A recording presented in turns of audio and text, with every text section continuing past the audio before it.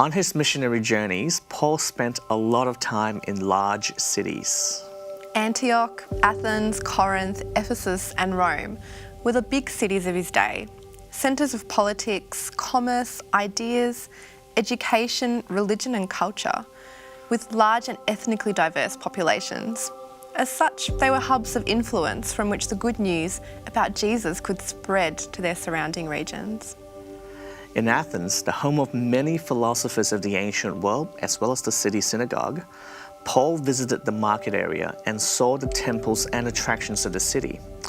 He wanted to understand the people and, more importantly, how to reach out to them. So when he interacted with the city's thought leaders, he drew on his observations and engaged with their culture and religion to share the reality of the living God and the good news of Jesus. His next stop, Corinth, was the largest city he had worked in up until then. It was a wealthy, urban, cosmopolitan environment and an important centre for business. He made connections in the marketplace, working as a tent maker. He also visited the local synagogue, and his mission in the city grew. While Paul travelled extensively for a person of his time, he also spent significant time in key places.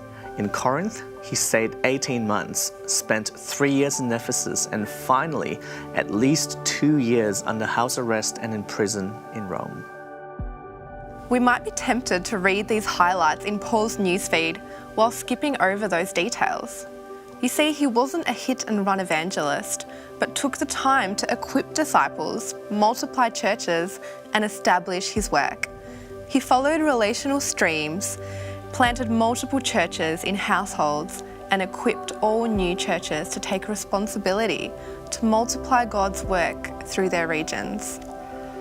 Even though Paul's world was very different to ours, there is much that we can learn from his missionary journeys. Now, there are certainly many similarities and lessons that we can apply to our approach today.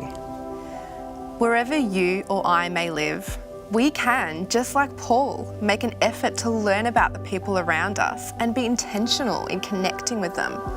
We can use the simple methods of Jesus to share our love and faith in him, making new disciples and multiplying new churches, building God's kingdom movement. Commit to being more intentional in your personal relationships and praying for God to reveal people to you that the Spirit has been preparing earlier. Begin praying for 1 to 2 people in your life and book a time to catch up with them to hear more of their story in the next week.